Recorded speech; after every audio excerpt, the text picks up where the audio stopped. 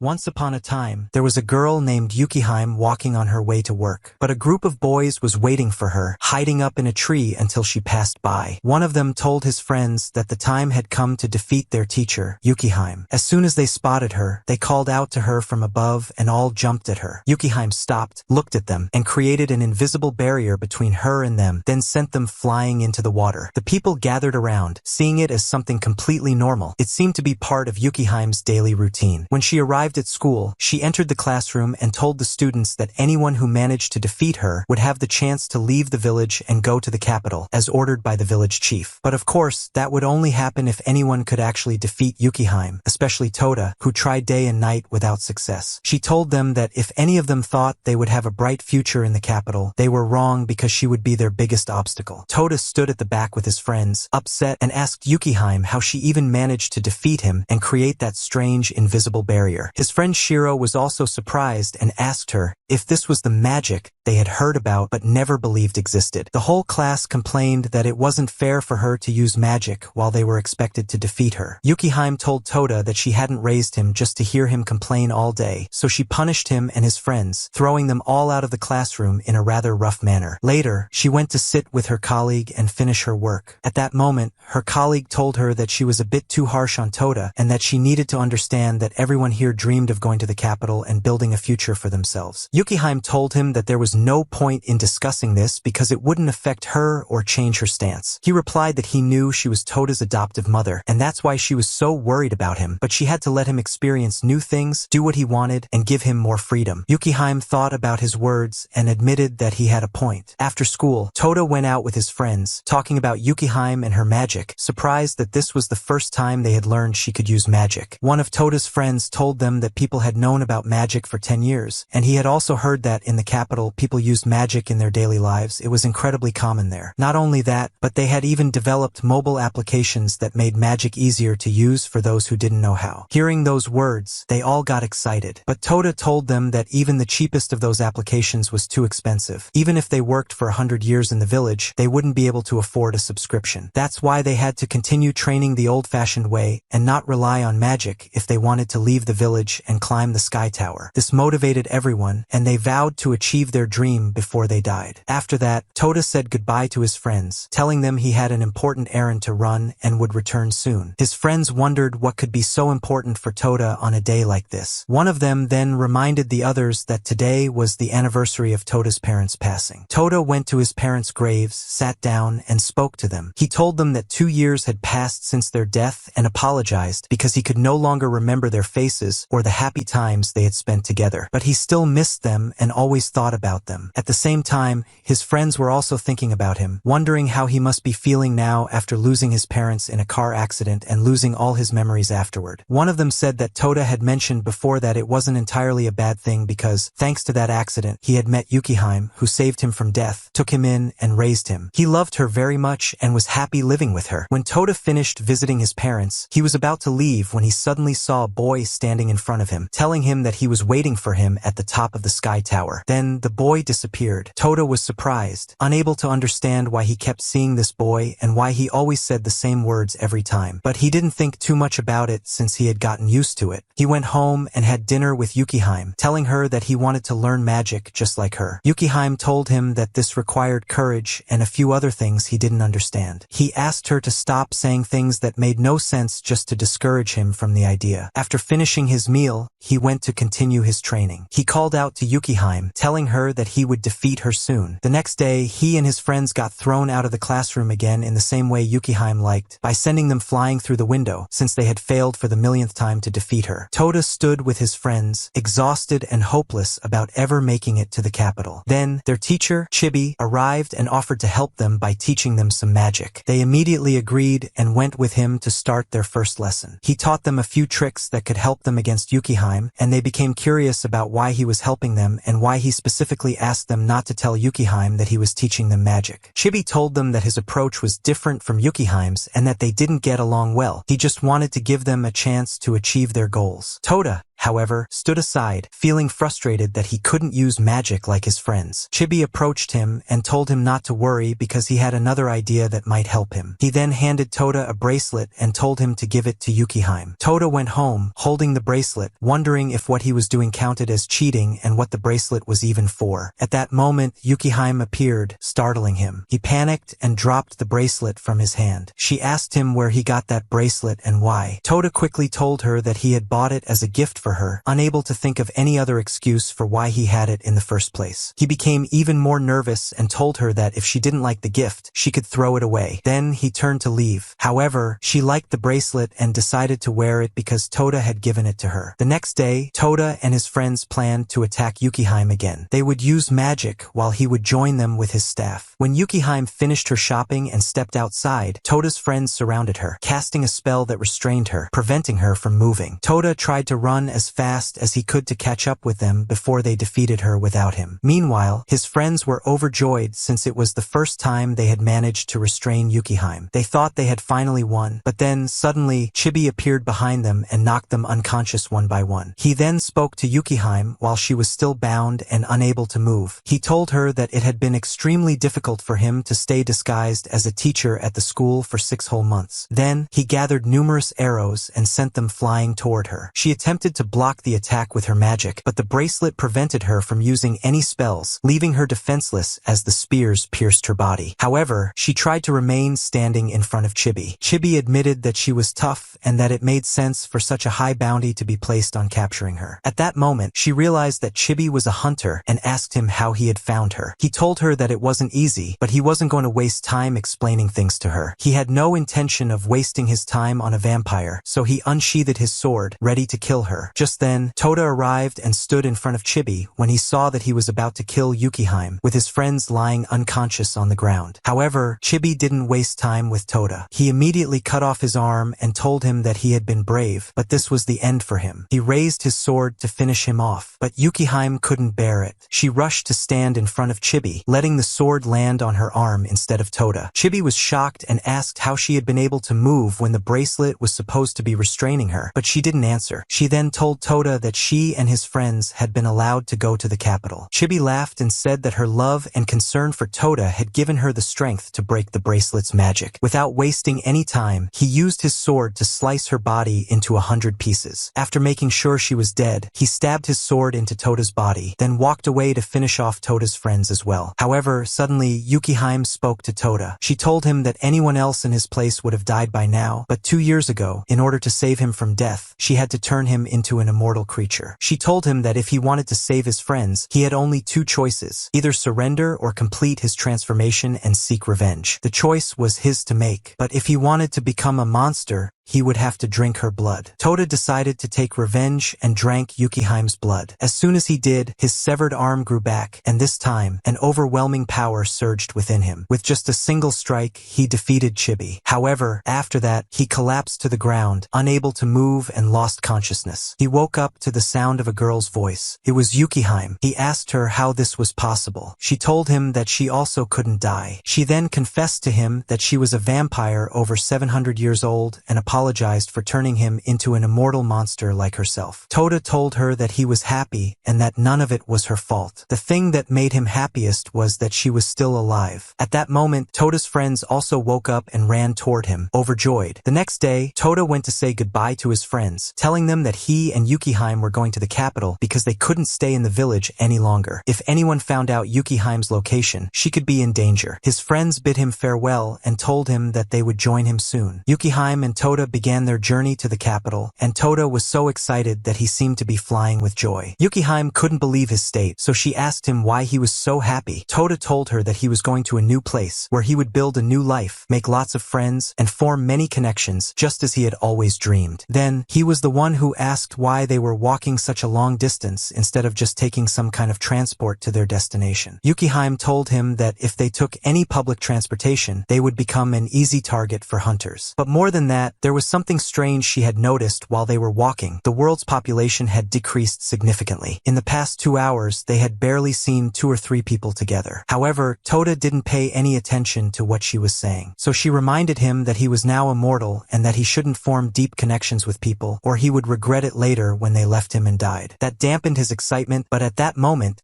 he met his first friend, a boy named Kuramaru. Toda was shocked when he learned that Kuramaru had lived at the top of the sky tower, the very place Toda was willing to risk his life to reach. But Kuramaru told him not to get too excited because he was practically exiled. Toda didn't understand and asked what he meant by exiled. Kuramaru explained that he couldn't return home unless he hunted down a vampire who was about 700 years old. Then, he revealed that he was actually talking about Yukihime. But when Kuramaru looked closer, he noticed that Toda had no reflection in the glass. That's when he realized that Toda wasn't human. At that moment, Yukihime appeared at the wrong time. As soon as Kuramaru saw her, he was shocked because she was the vampire he was searching for. He drew his sword and charged toward Yukihime, telling Toda that he was from the Vajra clan, one of the greatest hunters, and that creatures like them had to be sent back to the underworld. But before Kuramaru could react, Yukihime drove her hand through his body. He collapsed to the ground, bleeding. Toda was horrified by the scene and asked Yukihime how she could do something like that. Yukihime calmed him down, telling him that Kuramaru was also immortal and that within minutes, he would be awake again. When Toda looked at Kuramaru and saw his wound healing, he ran to wake him up. But as soon as Kuramaru opened his eyes, he quickly grabbed his sword again. At that moment, he remembered when he had been sitting with his brother, who told him that he couldn't officially join the clan unless he proved himself by hunting Yukihime. If he failed, he was never to return because he would be considered a disgrace. Yukihime told Kuramaru that she had defeated him effortlessly the first time, and she wouldn't bother with him again unless he could first defeat Toda. Only then would she face him for a second time. Toda protested, saying he had nothing to do with this and didn't want to be dragged into these things. But Kuramaru told Toda that he had to fight him if he wanted to defeat Yukihime. Then, Kuramaru launched the first attack against Toda. Toda moved quickly, then suddenly stopped the fight and told Kuramaru that he was willing to challenge him, but on one condition: whoever won would get to request something from the other. It was foolish to do something for someone without getting something in return. Besides, it wasn't fair for Kuramaru to have a sword while Toda had nothing to fight with. Kuramaru agreed and handed Toda a staff. Toda took it, and the battle immediately resumed. Both were strong and fast, countering each other's attacks. Yukihime stood by, thoroughly enjoying the spectacle. But then, out of nowhere, Kuramaru suddenly severed Toda's head. Thinking he had one, he relaxed for a moment. However, in an instant, Toda's head returned to its place, and he delivered a decisive blow to Kuramaru, causing him to collapse to the ground, unable to move anymore. That meant Kuramaru had to fulfill Toda's request. Toda told him that his condition was for them to become friends. Kuramaru had no choice but to agree. They both signed a friendship agreement. After that, Kuramaru joined Yukihime and Toda so they could rest before continuing their long journey to the capital. At that moment, Toda suggested that they should go annoy Yukihime for a bit. Kuramaru didn't care much, so Toda decided to go alone. But when he searched for her, he found a little girl he had seen once before in the village. He was completely shocked and asked her what she was doing here. The little girl just laughed at him. Then, all of a sudden, she transformed into Yukihime. Toda was even more stunned. Yukihime told him that this little girl's form was her real appearance, and her real name was Evangeline. She explained that she used an old magic potion to change her appearance to the one he was familiar with to confuse the hunters. After finishing her explanation, Toda suddenly attacked her just like he used to in the past. Kuramaru joined in, and they all had a great time together. The next day, Toda invited Kuramaru to continue the journey to the capital with them and to forget about the whole hunting business. Kuramaru agreed, and for the first time, he felt that his true place was with Yukihime and Toda, not with the clan as he had originally thought. Toda was overjoyed when Kuramaru agreed. In his excitement, he told them he had a great idea. He asked what they thought about forming a group of immortals who would help people, do good, and use their powers for something meaningful. Yukihime burst out laughing, telling him that he reminded her of herself when she first became immortal. Back then, she and another person had the same idea, but she didn't finish her sentence because suddenly, they saw a large number of cars approaching them. The vehicles stopped in front of Yukihime, and from them emerged a girl named Karen, along with several others. A large security force stepped out of the other cars, all of them delighted at Yukihime's return. Toda had no idea what was happening. Even Karen, as soon as she stepped out, couldn't stand him. She asked Yukiheim if this was the boy she had wasted 2 years on and stayed away from them for.